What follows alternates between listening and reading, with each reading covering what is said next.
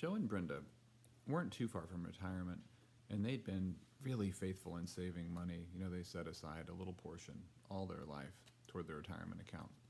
They had also set up this other little account, this travel account, because knowing that, life's fragile, you don't know what's going to happen. Right when they retired, they planned to go on this big trip halfway around the world.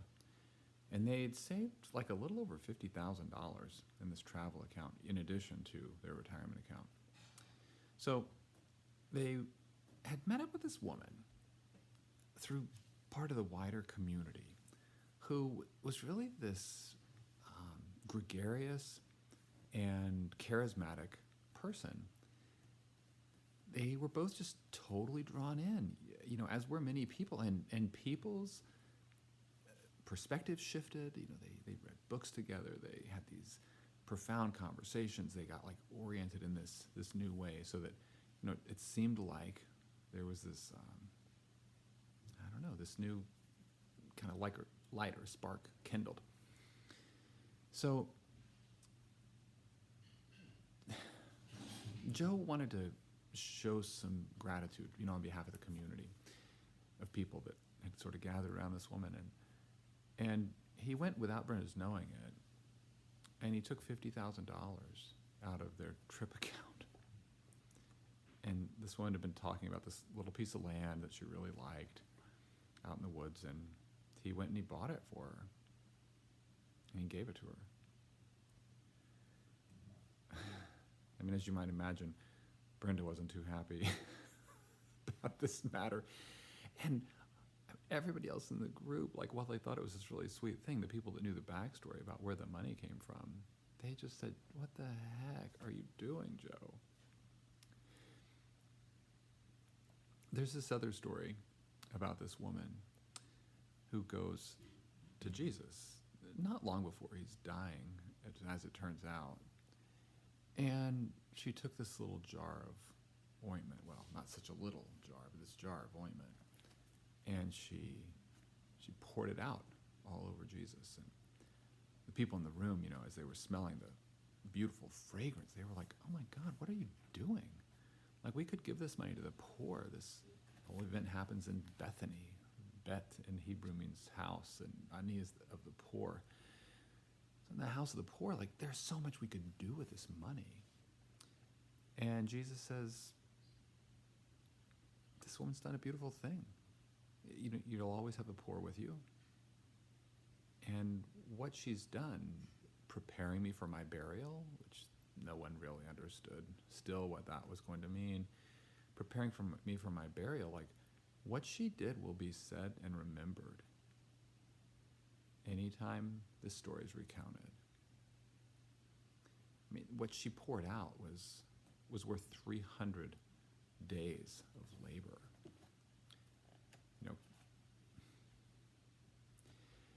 Liz Theoharis does this deep dive into the poor you'll always have with you, what Jesus really said about the poor, reminding us that this teaching has been misused regularly for people to avoid their sense of responsibility to caring for the poor. So read that book if you want a deep dive in it. But N.T. Wright, whose reflections shape what I'm saying here, he says that this woman, she carried out this act of, we might call it extreme generosity, like that little fictional account of Joe and Brenda and the friend. But this account of extreme generosity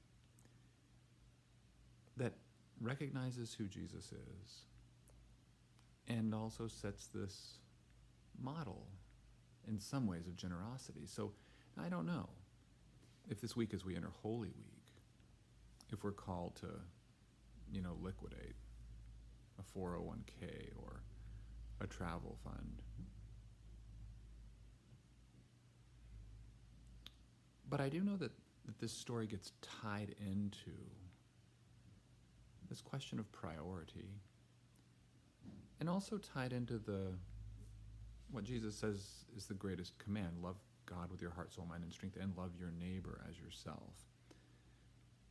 That the story is an enactment on this woman's part. She gets referred to as Mary in other recountings of it, but in this woman's part an enactment of loving God. Not to deny the need to care for the neighbor, because that's an essential next step in what Jesus reminded us was the greatest command. But it's a way of establishing, perhaps, priority for points in time. So this time, Monday of Holy Week, March the 29th, how might we live into, walk through this week that leads through the cross and the grave? How might we recognize our own sense of priority in our lives, seeking out what's central to us, our deepest yearning, and recognizing that in some practical way? Blessings on your day as we find God in these times of COVID.